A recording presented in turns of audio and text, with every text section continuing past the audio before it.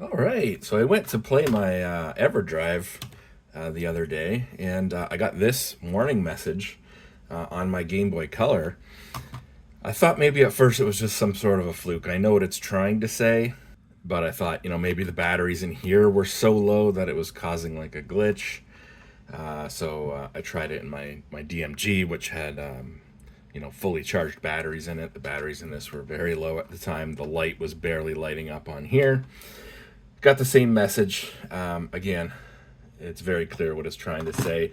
And this message comes up like every time. It's not like a once in a while thing. You can pretty much repeat it every time.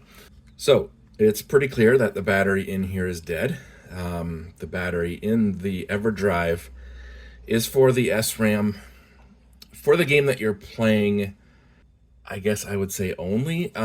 So every time that you load a new game, or the Everdrive, the Game Boy resets, the Everdrive is going to back up the last game in the sRAM to the SD card. So basically, all the games that I've played on here that have an sRAM and I've saved in the game, those are all saved on the SD card. So that's kind of a benefit of the Everdrive, is on like a real Game Boy cartridge. When you change the battery, you're going to erase the save game. In here, the only the only thing I might lose is the last game that I played, or the current game I played, if the battery did die while I was playing that game. But I won't lose the save game for any other games. Again, those are all going to be on the SD card. Which is one thing I like about the Everdrive. I've even taken the save files off this SD card and put them on my computer. So for example, if there was a game that I started playing on a real Game Boy with the Everdrive, and then I saved my game, I can take that save file off the SD card, put it on the computer, and I could continue on an emulator with the same save file. So definitely an advantage to the Everdrive. And again, only the game that you are currently playing or last playing, if that battery died, I believe that would be the only save file that you might lose if it hasn't had time to back that up to the SD card. Again, I think it's every time you load a different game. It might also be every time the Game Boy resets or the Everdrive resets. So yeah, anyways, I got this little screwdriver kit recently, and it was cheap. It was like $20, and it's in this metal, little case. It's a nice kind of compact size, and it's got this kind of spring-loaded locking thing on it. You push it in to unlock it. So I thought this would be very, very handy. And that it's got a fair bit of tips. It's got your tri-wing stuff. It's got your the pentalobe, or the 5-star ones that like Apple uses to open up like a MacBook. But yeah, the driver kind of sucks. It's very round and smooth, and it doesn't have like a rotating tip on the end here, which a lot of these little screwdrivers usually do, but it's almost just a little bit too small. And this being round, I don't know, they could have put some grip here, or made it more like octagon, shaped with some flat edges so you can grip it. The driver kind of sucks, unfortunately, but the kit is pretty handy. So assuming we're going to need a Phillips screwdriver to open this up. They give us 5 different sizes of Phillips screw. Jesus, what are these things called? Bits? Jeez, yeah. So I'll just pick the one right smack dab in the middle, and yep. But yeah, again, it's kind of hard to grip this little screwdriver if you need to use a little more torque. Now, I guess typically with the smaller screws that this kind of a kit is meant for, you typically don't need to use that much torque, but I don't know, it's just not very comfortable. All right, so here's inside the Everdrive. Yeah, I want to mention, so I've had the Everdrive for 3 years. It's 3 years ago that I bought it. And so at first I was a little surprised, I guess, that the battery was dead already. But to be fair, if we look at the back here, it says 20th 02 2018. So even though I bought this 3 years ago, like 2021, it was actually made early 2018. So even though I bought it 3 years ago, it was actually made 6 years ago. And I'm assuming that battery was put in there, when it was made, not right before they sell them. And the battery in an Everdrive, just like the battery in a real Game Boy cartridge to keep power to the sRAM chip, is going to be draining all the time. It's not a factor of like how many times you use it or how many times you save your game. It's going to be a pretty consistent drain the whole time the battery's in there, right? That sRAM chip always has to have power all the time, whether you're using it or not. It's a constant drain on the battery. So it's not a matter of how many times you used it, how many times you've saved. It is just a matter of time. And in a real Game Boy cartridge, the battery will usually last, oh Jesus, 15 to 20 years, right? Like I've had a lot of Game Boy games, or NES games, or even SNES games that were 20 years old, and the battery in there was still saving. But the battery in like an NES cartridge or an SNES cartridge, I believe it would be like a 2032 battery or something similarly sized. And the battery in a real Game Boy cartridge, I believe, is a 1616 battery. The battery that's in here, this is the holder for it. And you can tell it's a CR1220. So it's quite a bit smaller than the 1616 that would be in a real Game Boy cartridge. It's probably half the capacity. So now, even at half the capacity, I would maybe still expect it to go more than 6 years, to be honest. But was the battery brand new when it was put in here, or was it sitting around for years, or was it a brand name battery? But either way, I don't know. Maybe 6 years. Maybe that's just what you should expect on these. Now, I need something to push the battery out of the holder, and I think the Phillips screwdriver there, the tip, is going to be a little too big, so I'll grab a flathead, and we'll see if we can poke. Yeah, just like that. Just like that. All right, so there's the battery. Is there any brand name on it? No. So no brand name on the battery. So yeah, maybe it was just a really generic battery. But again, that's a very small battery. The 1616 that's in a real Game Boy cartridge is quite a bit bigger. Of course, they're soldered on. They're not that easy to swap. So it is kind of nice that the battery is in a little holder that basically just pops out. I've got my little multimeter out here. I was curious to see what the voltage is on that battery. That's a 3 volt. I believe it's a 3 volt battery, not a 1.5 volt battery. Yeah, it's a 3 volt battery. So I'll turn this on to 20 volts DC, and we'll see which side's the positive's the big back side. Ooh, 0.1 volts? Really? Like, I was expecting like 1.8. Is it that completely dead all of a sudden? That's wild. Because it's not like the message became intermittent or my save games weren't working. I mean, it was working right up to the end. And to be that dead? Again, I pulled batteries out of 20-year-old Game Boy games, and they were still saving, and I think they are at like 1.8 volts. I think the last one that I changed, it was like 1.8 volts, and I think it was still saving, or it had just stopped, where sometimes it wouldn't save. Anyways, the battery is being a 1220. I don't actually have one, so now I got to find one of these batteries. Ideally, a drugstore. If you're in Canada, like a Shoppers Drug Mart might be your best bet. It's not going to be super easy to find a 1220.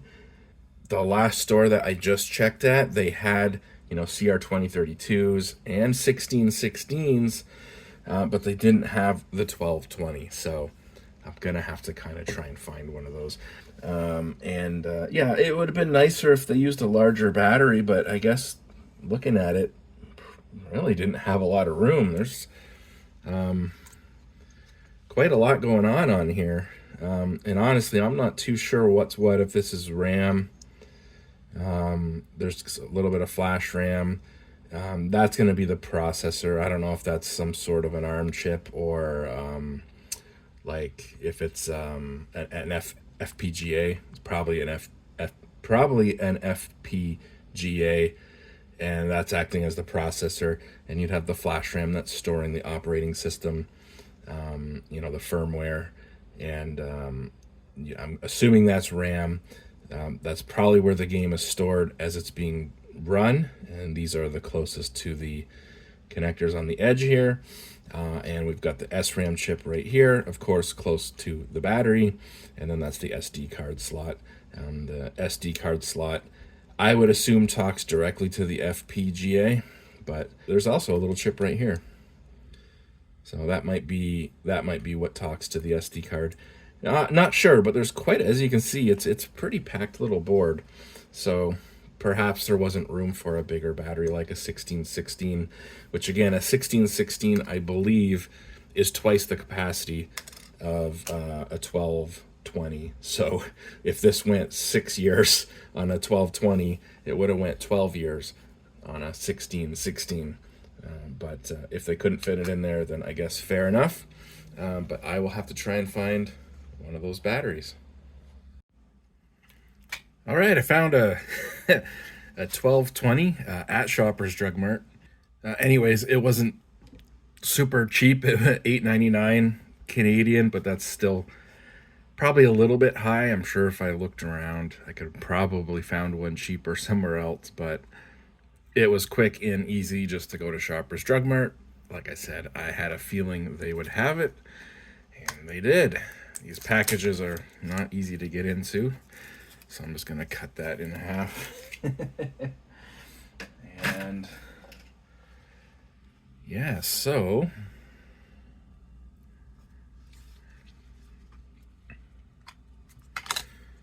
this guy just slides in like that. That should be it. Now, I figured while I had this thing out, I noticed the contacts. I don't know if you can see that easily. But, yeah, the contacts on there are a little dirty. This thing's been in and out of probably 10 different Game Boy systems, over its life. So it's picked up a little bit of dirt from the pins on all of those systems, I'm sure. So I just got one of these white vinyl eraser. I was going to say magnets for some reason. Erasers. These are usually really good at cleaning these kind of things. Try to keep the motion in line with the pins and not go across.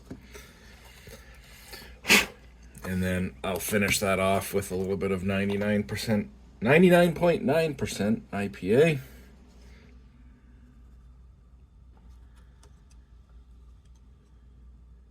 Yeah, that looks a lot better. Yeah, the eraser did most of it. But yeah, it's good to finish it off with some IPA and just get any residue or anything remaining off of there. But with that battery in there,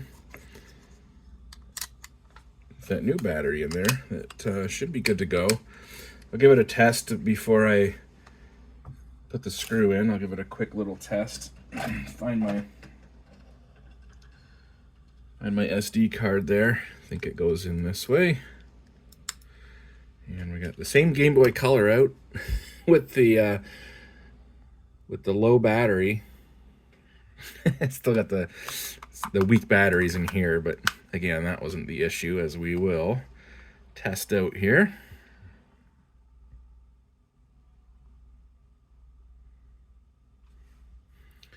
Well, what the fuck? We're still getting the warning.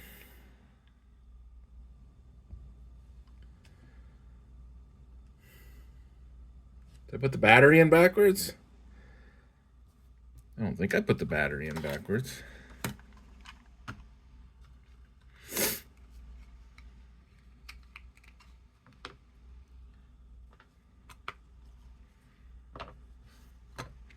I mean, we saw that old battery, and clearly it was completely drained.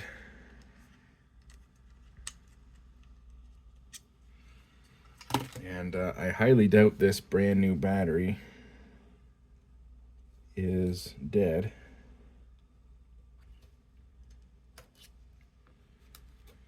I believe I had that in the right way. We've got the positive sign on the top of this thing. Should make me think that that's supposed to go in like that.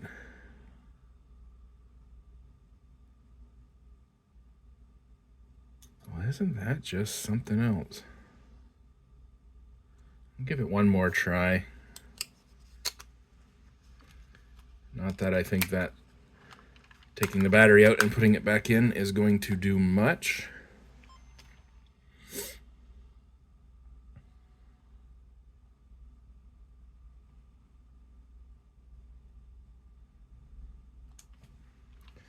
Huh. Do you have to acknowledge that one last time or reset something? I wouldn't think it's something that gets tripped. Let me double check and make sure I put that in the same way it came out. I'm pretty sure we did. And heck, I'll test that battery and make sure a brand new battery was good, which again, I'm sure it was. But we'll double check both of those things. 1 minute.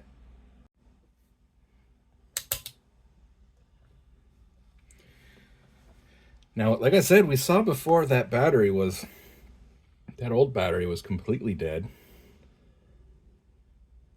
Yeah, we got 3 volts, 3.02 volts on the new battery. So the old battery was definitely dead, and the new battery is definitely good.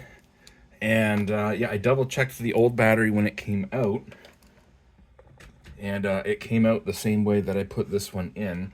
So I'm wondering if the low battery just trips that message and you have to acknowledge the message. And maybe once we acknowledge the message, it won't come back. I don't know. That doesn't seem right, but I don't have much else to go off of at this point. Everything should work. So we'll acknowledge the message, and we'll load up a game that has a battery backup.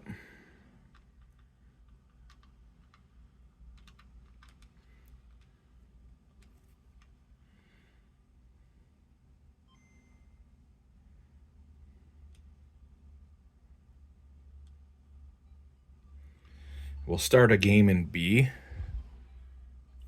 And I think as soon as I don't know if we have to beat the first level. We'll run through this level really quick.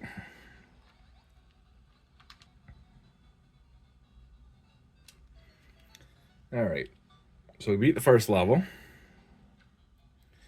So I'm gonna turn it off. Turn it back on again.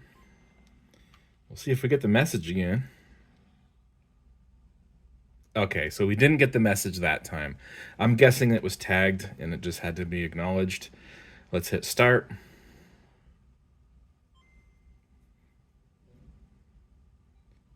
and we've got our game in slot B. So it's good. A little strange. Again, I think once the battery goes low, it must tag that, and it just had to be acknowledged. But we are not getting that message anymore. Now, you would think when it turns on, it would check the voltage. If the voltage is good, it wouldn't show the message. But I'm thinking once the voltage dropped, it's just a tag to show the message the next time. We're not getting the message now. So it's good. This battery should last for another 6 years at least, although the battery that came out of it, again, like we saw, was a no-name brand battery, and this was an Energizer battery. So find that little screw and yeah, so it's gonna last at least another 6 years, I'm sure. Again, I've only had this for 3 years, but the battery would have been in there for 6 years, as this was, made 3 years before I bought it. Now, this was an older model, even when I bought it. This is the X5, and they had already had the X7 out for probably 3 years when I bought this, but this was the cheaper alternative at the time to buy the X5 instead of the X7. The X7 has a real-time clock. I don't think this one does, and the X7 will let you do save states, like emulation style, real-time save states in any game, not just saving in games that had save support. So this will only let you save in games that had save support, like an original game that had a battery backup, but it won't let you do like emulation style, like save states. So yeah, it was a cheaper alternative, and that's probably why it was old stock. It had probably been sitting around for 3 years by the time I bought it, and then I had it for 3 years. And again, that battery is under constant drain. Right now, that battery is draining. It's keeping power to that sRAM chip at all times. So it's just a very slow, constant, consistent drain. But again, we should get another 6 years out of it at least. Probably more, seeing that it's an Energizer battery versus the no-name brand battery that was in there. So again, we're going to get at least 6 years out of it, probably a little bit more. So yeah, that's good. It seems to be good. So there you go. Changing the battery on the Everdrive GB. If you ever see that message on yours, don't fret. You just need to change that battery, and it's very easy to do. As you saw, no soldering. It's in a little socket, and finding the battery would probably be the hardest part. So that is it. See you guys later.